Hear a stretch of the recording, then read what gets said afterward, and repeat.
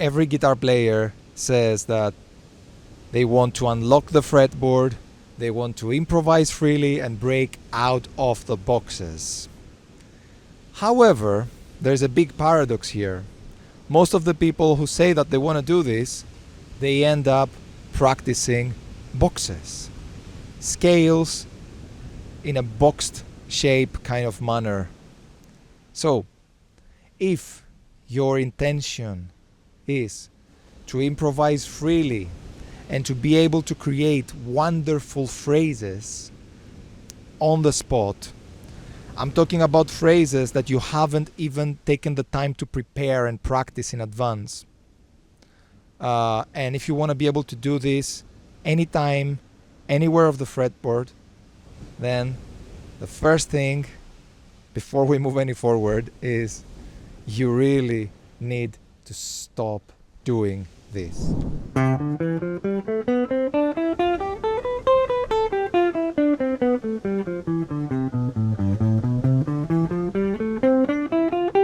Stop doing this. This is not going to help you become a better improviser. By studying boxes, you will end up playing boxes. Even if you can connect the boxes nicely, like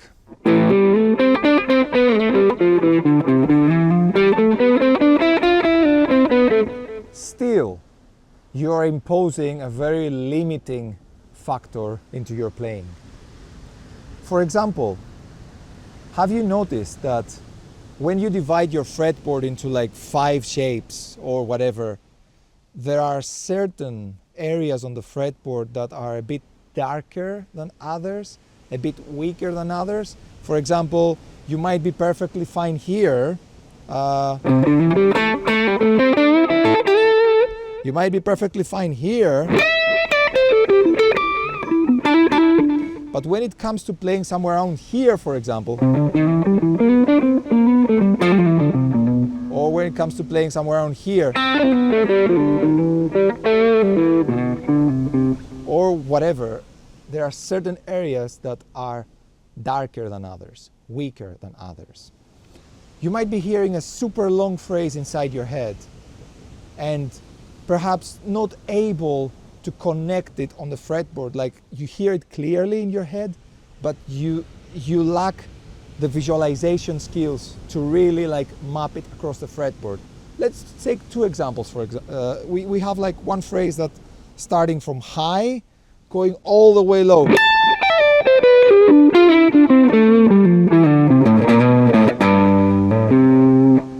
Let's say like this is a phrase that you heard in your head, starting from really high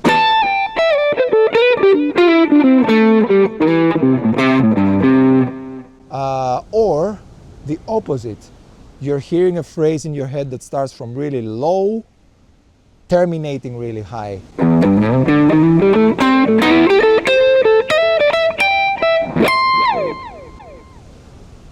But the thing is, if you practice box-based scales, this becomes really hard. Playing phrases that are longer, extended, and utilizing the full potential of the fretboard becomes really hard. How can you break away from the boxes if you practice boxes? The first thing is we need to understand that there are 2 main types of visualizing the fretboard. There is the vertical visualization when you practice like in a position-based sequence, like that. For example, this is a vertical box, yeah, of the C major scale. This is another one, and so on. This is the so-called vertical visualization. For example, by visualizing the fretboard vertically, we will stay in one position, like going from up to down or from down to up, but we will never go like left to right. We will play everything in one position.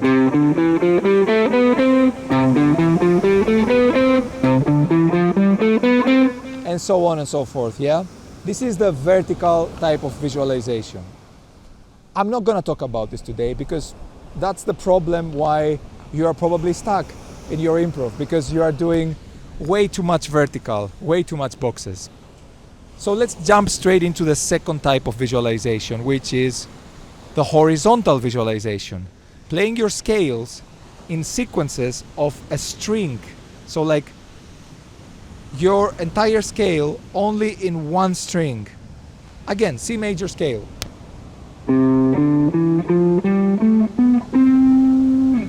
Or backwards from another string.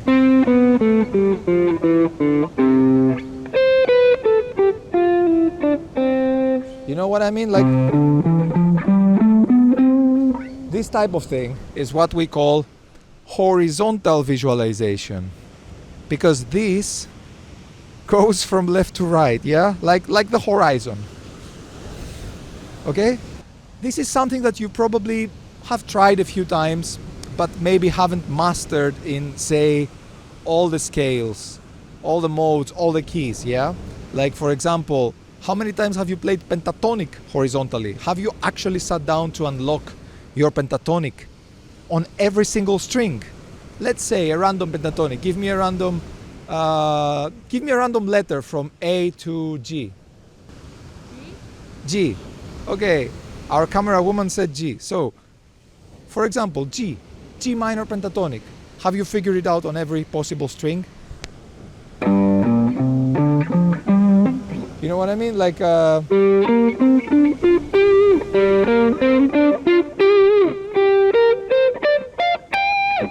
is that something that you have spent time actually mastering and figuring out?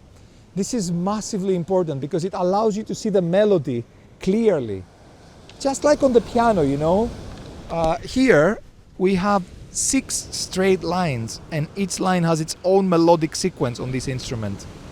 It's almost as if like we have 6 pianos in a way. So E string, A string, D string, and so on.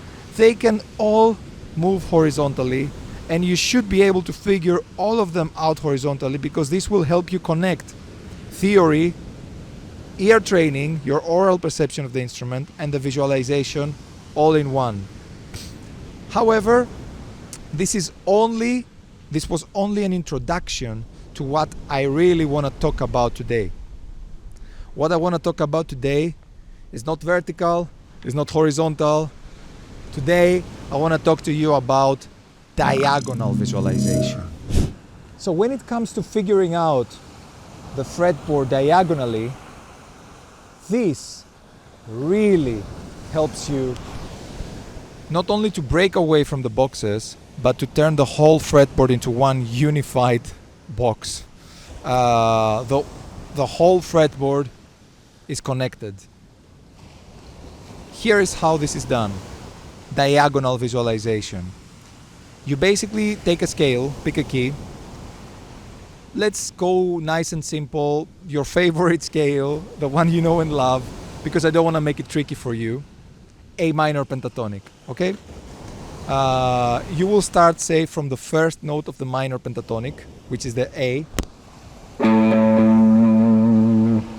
This is your starting point. Your terminating point is this A here, on fret 17 of the high E string. So the method goes like this. You need to start from here, either like that on this position or like that on this position, doesn't matter. And you need to end here, and you need to go back. Now, think about it this way. You leave your home to go to, say, your work, your office, your whatever, your parents' house, your whatever that is. How many different possible ways there are to get from home to like place B, location B that you want to get to? There's like so many different possible turns that you could make, yeah? And the point here is to not to memorize the whole, every possible way of getting there. That's not the point. The point is to be able to navigate, and even if you take a turn that you didn't expect to turn, you can still land to your destination. For example, what I mean is, I will do it this way.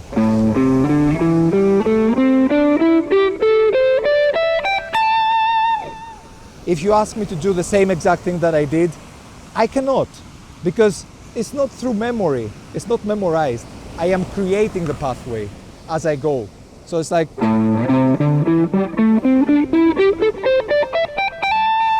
different pathway, entirely different pathway.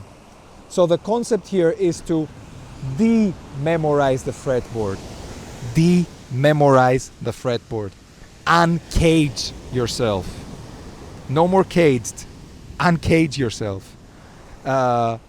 So from point A to point B, there's like almost an infinite combinations of getting there, and the objective is not to memorize every possible combination. No. The objective is to be able to create your own path every time, a new path, while being able to go consistently, non-stopping. Yeah?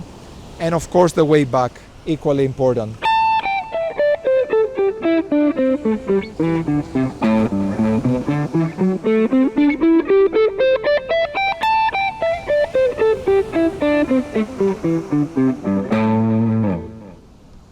You see, this is what you need to practice if you want to break out of the boxes. This is what you need to practice if you want to break out of the boxes. So the way to really now practice this methodically and efficiently is, first of all, as I said, don't memorize specific pathways of going from here to here. Every time create a new pathway. This is ingredient number one for a successful recipe. The second ingredient is don't stop. Just keep going with the consecutive rhythm and allow the consecutive rhythm to make you realize which spots of the fretboard are your darkest spots. For example, consecutive rhythm.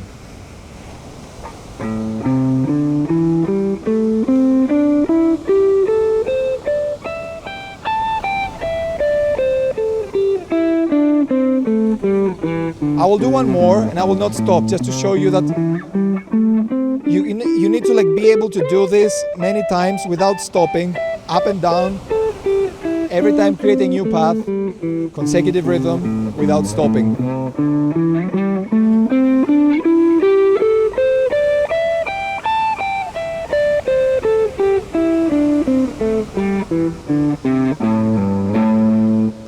Now, if you try to do it that fast, chances are that in your weak areas of the fretboard, you will have to stop.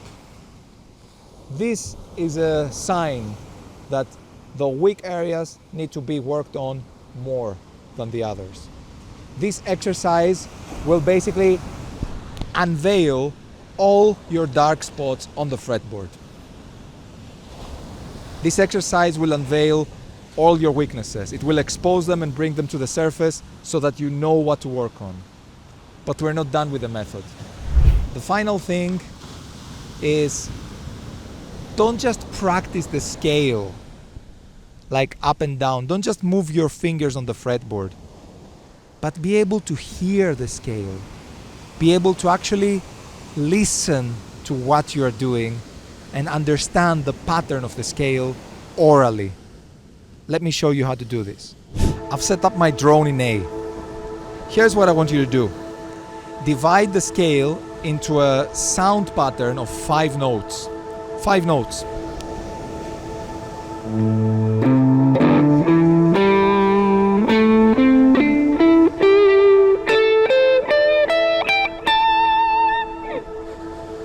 So every time, start from the root and land on the root.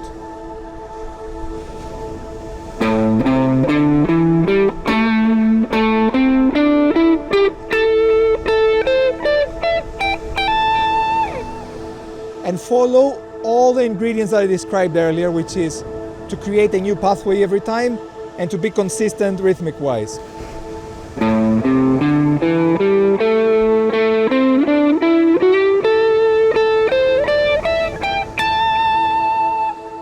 it backwards.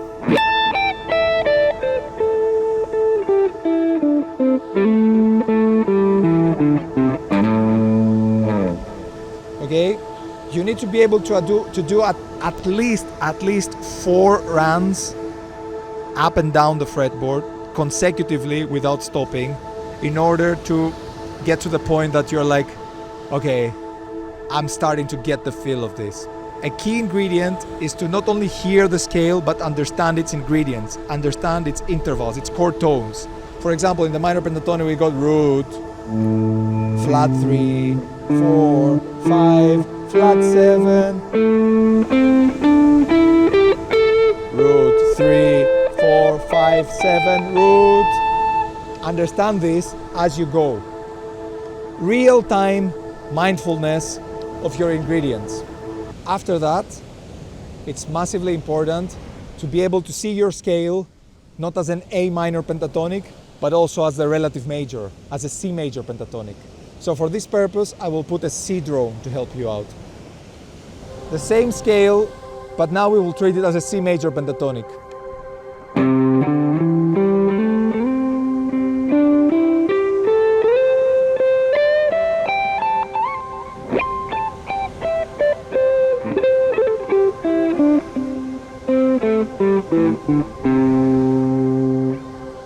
Again, the same exact process, a different pathway every time.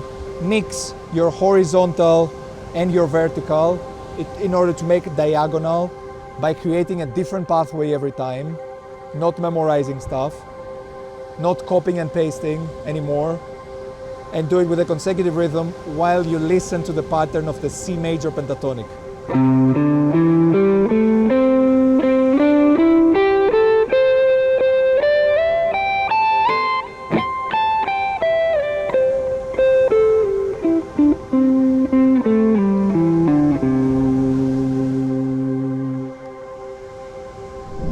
However, even if you do all of this, it will probably not complete the picture in order to help you become a better improviser.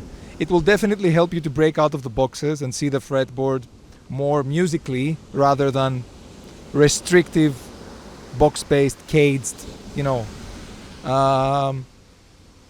but it will still not complete the picture to help you become a better improviser. So my point here is that every time that you practice stuff, don't just practice them without taking the time to see how to create a nice improvisational workout in order to apply the stuff that you've practiced mindfully into your improvisation. For example, I have prepared a nice improvisational workout for you, following 3 simple elements. First of all, we will use call and response type of phrasing. I will play 2 phrases every time, a set of 2 phrases. My first phrase will be the question, my second phrase will be the answer. Like this kind of thing.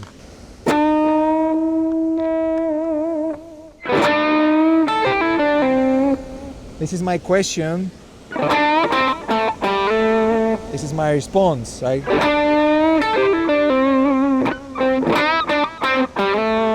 Response. Or like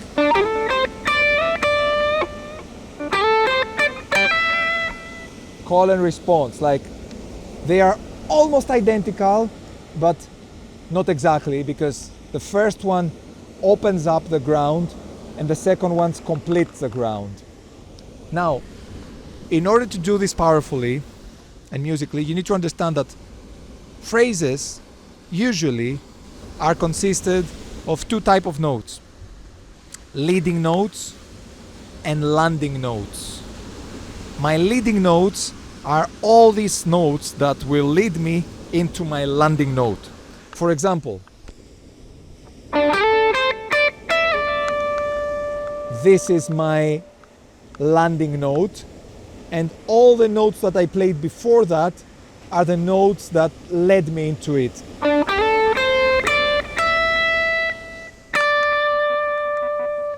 Or on my response phrase,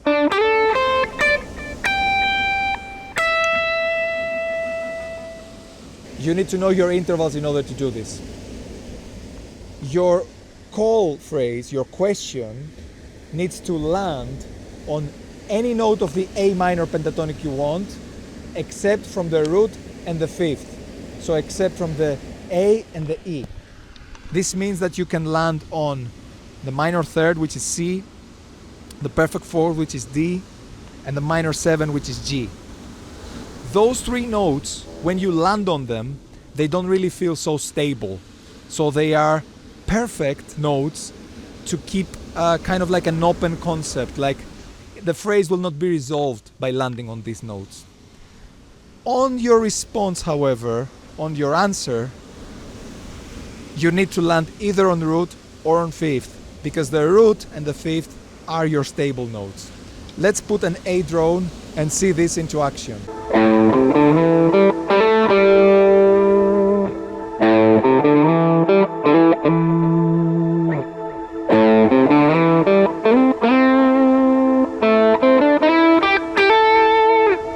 Notice that my call feels unresolved, opens up the topic, because I land either on a third or on a fourth or on a seventh, and my response kind of completes the story, because the statement, because I land on a root or on a fifth, the stable points.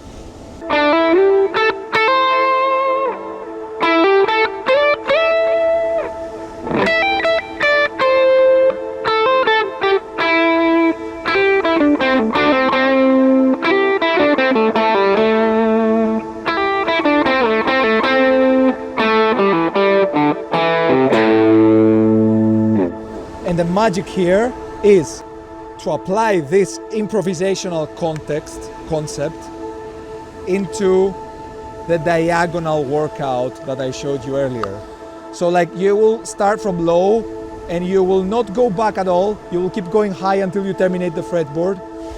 And when you terminate the fretboard, you will start going lower, but you will improvise now, applying the concept of call and response while landing on the appropriate notes on the call, on the question, which is minor third, fourth and flat seven, and on the response, root and fifth.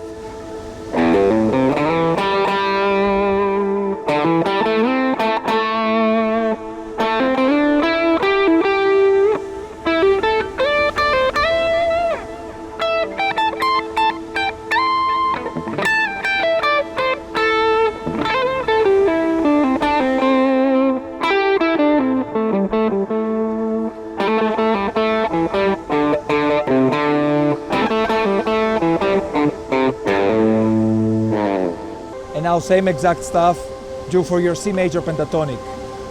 For the C major pentatonic, on your question, on your call, you need to land your phrase on the D note or on the E note or on the A note. So basically the major second, the major third or the major sixth of the major pentatonic. I'm not really diving deep into theory. It's kind of like a pre-requirement to really like know your intervals here. Your response lands on the root or the fifth, which is your C and your G. So for your C major pentatonic, although you're going to be using the exact same notes that you used in your A minor pentatonic, A, C, D, E, G, things change a little bit when you put it in a C major context, when you put these notes in a C major context.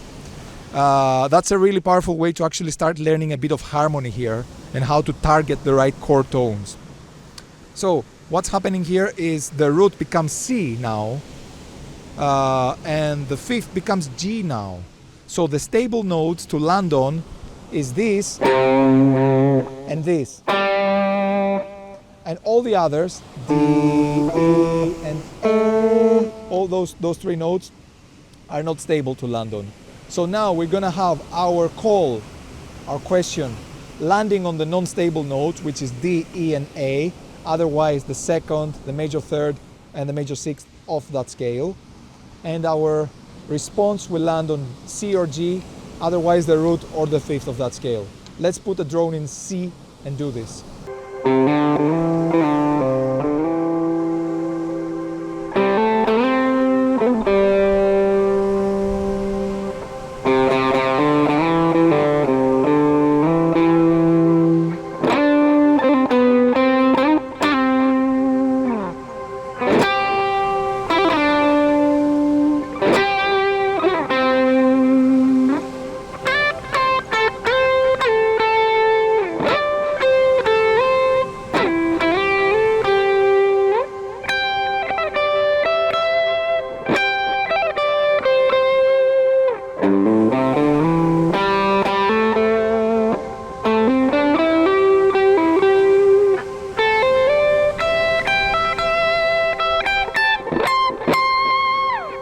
notice how like every question, call phrase landed on a note that felt unresolved, and every response phrase landed on the resolved note while I was doing the diagonal workout.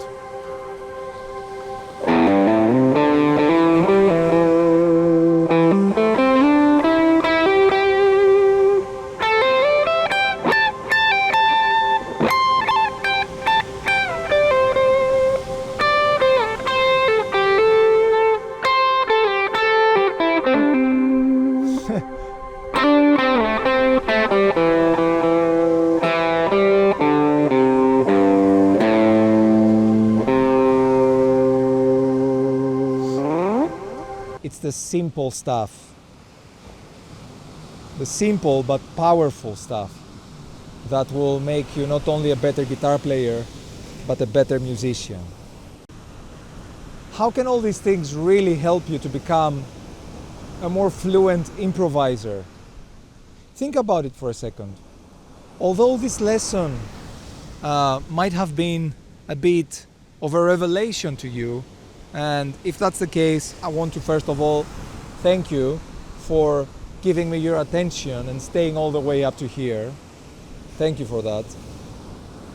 But think about this for a second.